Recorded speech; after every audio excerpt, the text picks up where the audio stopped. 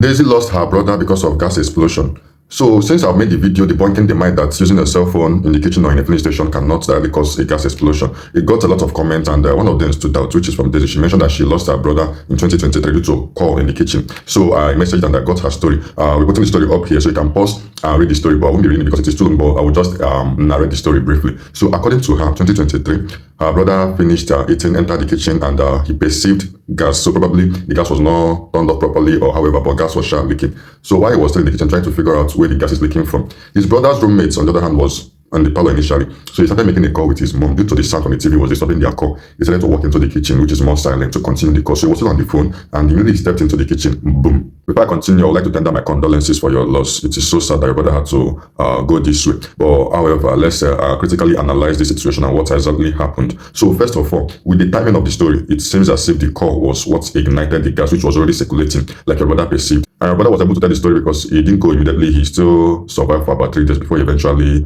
went on. So from the story, he made a different steps into the kitchen while making the call.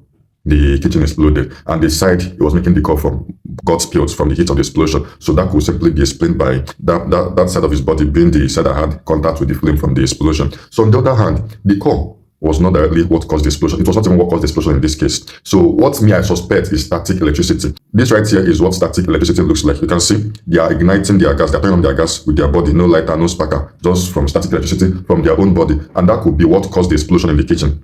So I'll also be making a video using static electricity to put on my gas so you understand what it looks like and all of that. Then also, what should you do when you notice that your gas is leaking in the kitchen? First of all, don't try to put on anything. You enter the kitchen, you perceive the gas.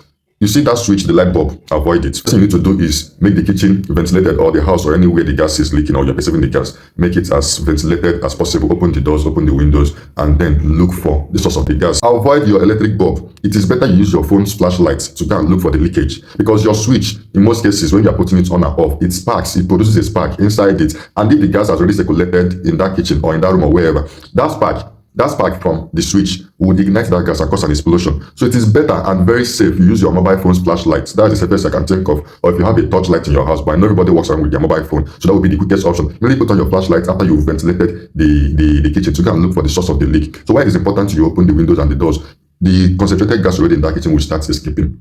That is one. Secondly, if eventually anything happens, maybe a spark occurred and there was an explosion, you have more room to run away from, to escape from, because the door is already open or the window is open. You can quickly jump out from there. So stay safe.